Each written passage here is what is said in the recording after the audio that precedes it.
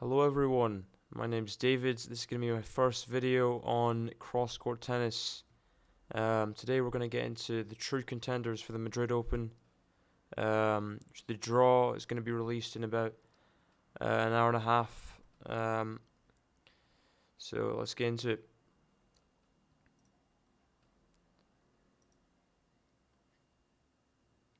Important things to understand before watching Madrid.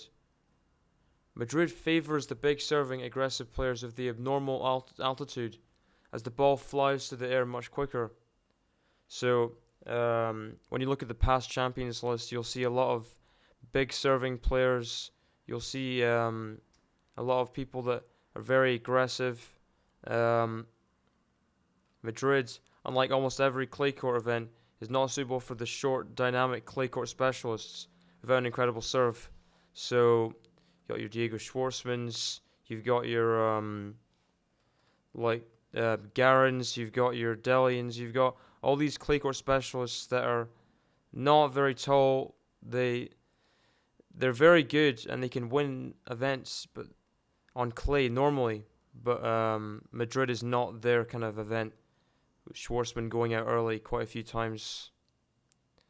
Also, Madrid results don't directly correlate to French Open success, because it's really different conditions, with the altitude and with how fast the ball goes through the air. It's the same speed of the court itself, but that's not taken into account. Yeah, just like all the conditions are just a bit crazy, to put it mildly. Contender number one, the biggest contender in my opinion, is Rafael Nadal. So he's contender number one for me. I think although Rafa's just coming from injury, he has to be the number one contender. He's had his struggles at Madrid over the years because it's not his ideal conditions.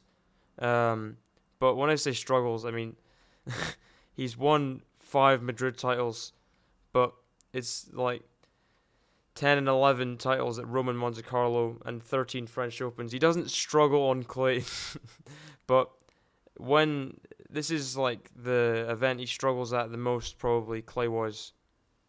It's not his favorite conditions, but he's won it 5 times, and he's just a clay monster. Like, you would not bet against him, even though he's coming back from injury, and he's just at home. I mean, you'd be a be a brave man to bet against Nadal here. Contender number 2, Stefanos Tsitsipas. So I think Tsitsipas is contender number 2. Recent success at Monte Carlo that he just won. He's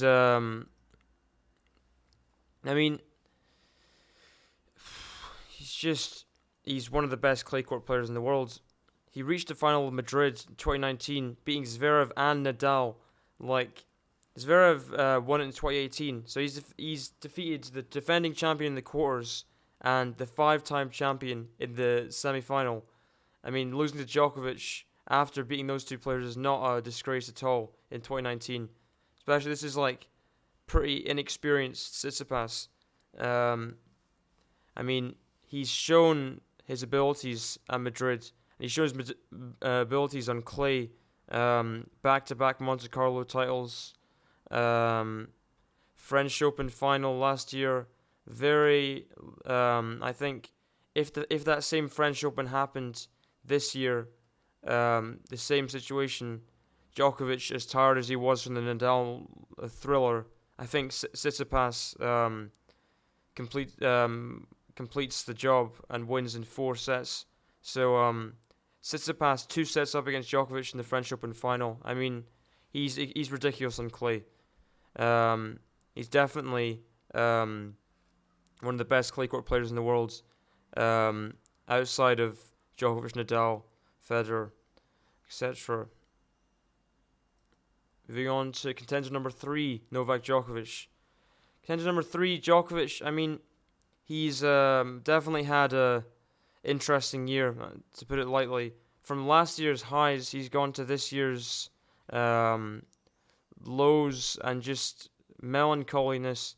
It's not been great from Djokovic this year because he's had limited playtime and he's been just in and out of.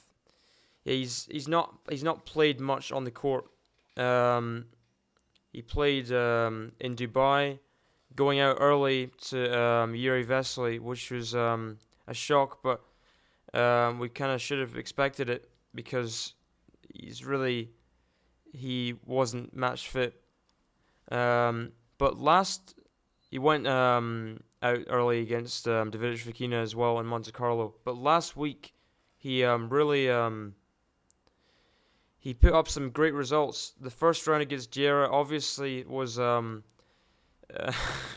it was difficult to put it mildly.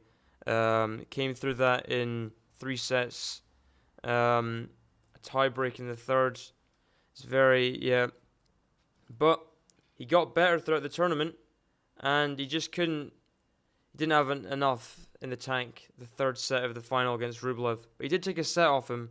So, I mean, Rublev, who's having like his best or second best year of his career, like taking a set off Rublev, fit as he is very good. And you can't count out Djokovic um, at Masters, like 37 Masters titles. If he was gonna, he shows up for these kind of events for sure. Moving on to contender at number 4, we've got Sasha Zverev. Not the most popular player on tour or for me, but he is like he's Madrid's like recently he's just dominated Madrid. Won in 2018 and last year as well. He's very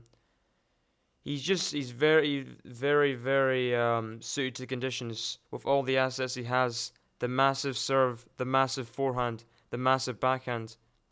Obviously, this year has been pretty shambolic compared to last year with all the scandals he's had this year with almost hitting the umpire, and yeah, it's not been great. But last year showed that he can beat literally anyone, and he dominated the tour outside of slams last year for sure.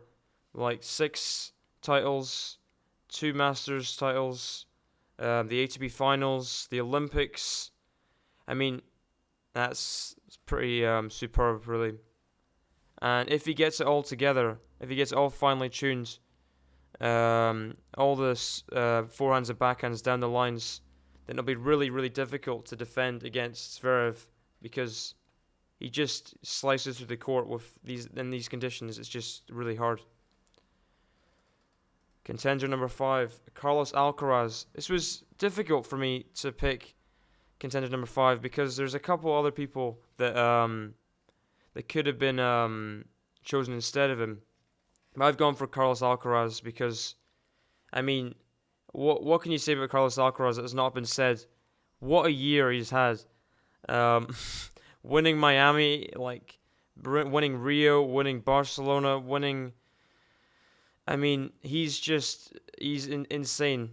At his age as well, he's like you cannot count out Alcaraz, and his variety to his game. He just you don't want to play against Alcaraz, and if you're anyone like Tsitsipas, like before Alcaraz, I mean, he's been picked apart by Alcaraz 3 times in a row. And I thought myself, well, surely Tsitsipas will beat him again on clay. Like, Tsitsipas played so amazingly Barcelona last year. Like, you'd think Tsitsipas would have the edge on clay against Alcaraz. But no, Alcaraz wins again. He just carves apart players that are... Yeah, you have to be really, really, really special to beat Alcaraz. And you have to give it to him. He's just been incredible this year.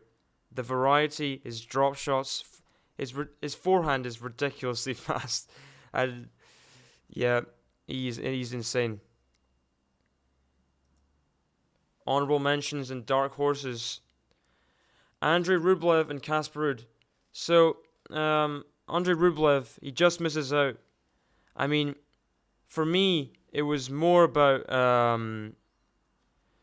the fact that Carlos Alcaraz is more likely to win the tournament than Andrei Rublev in my head, because Carlos Alcaraz just has it down mentally. Andrei Rublev doesn't quite have that down yet. Andrei Rublev's had he has the tied most titles this year with Nadal, and he just beat Djokovic, which is a really good win. He's not to be sniffed at, and he could go really far, but he's not going to be one of my contenders, because you can't deny Alcaraz at that spot at number 5. Same with Casper Ruud. Really, really consistent clay court player. Won 5 titles last year, 3 back-to-back in July. I mean, that is special, special stuff. Not been as good this year, but he is just very, very good on clay. And with the forehand he has, he protects his backhand, which he slices a lot. Yeah, he's very, very good. But he has been putting up some shoddy results recently, so I think it does make sense that he misses out. But, I mean, you can't underestimate Casper Ruud in any circumstance. Dark horses: John Isner. Well, I talked about it already. The serve is so important in Madrid. That's like the serving paradise clay tournament. You don't normally say that about clay, but Madrid is that tournament. If you're good at serving, and if you have a really, really fast arm, I mean, Isner is like the best, if not one of the best servers of all time. I mean, you wouldn't count him out to get to a quarterfinal, a semi-final with the resources he has at his disposal. I mean, he's very, very good at serving, which we've seen over the last 15 years. Bublik as well, really, really good at serving. Like, he hits 135 mile an hour serves like it's nothing. And he has a lot of variety as well. When he's on and when he's focused, he's really dangerous to play against. Dominic Thiem, which is was a more debatable one for me. Obviously, he is like before his injury, and he had a difficult 2020 even before his injury problems. Before that, like, he's made like multiple Madrid finals, multiple French Open finals. He's beaten Djokovic at the French Open. He's beaten it's going to take him a while. I don't know if now's the time, but with the right time, he's really he's unseeded, which is really dangerous for you don't want to face Thiem early, that's for sure.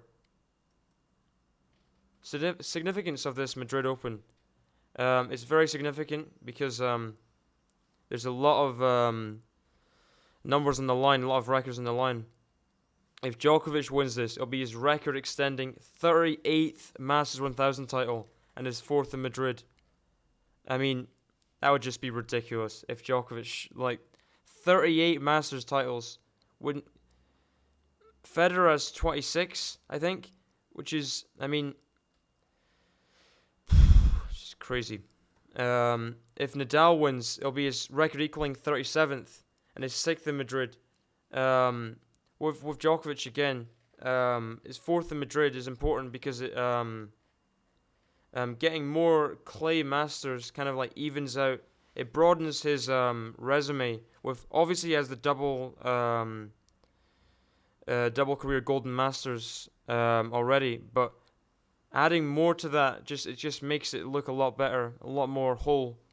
And Nadal, I mean, you wouldn't put it past him to equal for 37. he's broken records already this year that you wouldn't expect him to. Like that 21st Grand Slam in Australia, no one was expecting Nadal to win the Australian Open before the tournament. Even the most optimistic Nadal fans were like, yeah, be happy with... They weren't expecting him to beat Medvedev in the final from 2 sets down, that's for sure. If Tsitsipas wins, it'll be his 3rd Masters title, and his 3rd on clay, his first outside Monte Carlo. I think that's important for Tsitsipas. If he wins this, it really it shows he's a huge force to be reckoned with, and that he can adapt to different conditions. The altitude in Madrid is not easy to play in whatsoever, and you have to really be. It would show how adaptable he is as a player for sure.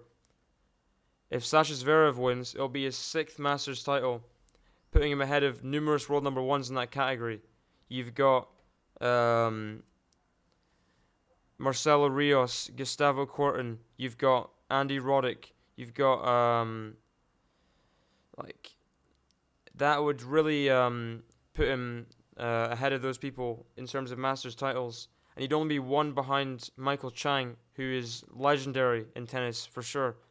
Like, he has so many records for youngest person to win titles, etc., etc. If Carlos Alcaraz wins, it'll be his 2nd of the year, and it'll be a very, very menacing threat at Roland Garros. If Carlos Alcaraz wins, that's just absurd. The fact that he's even in the conversation, like last year, I doubted that Carlos Alcaraz could have the same. He's had such an amazing start to this year, like completely unprecedented what he's been able to achieve. Crazy. And that is the end of the video. Thank you guys for watching. Hopefully you enjoyed it. Please give me tips on what to improve in the comments, because I need feedback, because this is my first video ever. So thank you for that, and see you next time.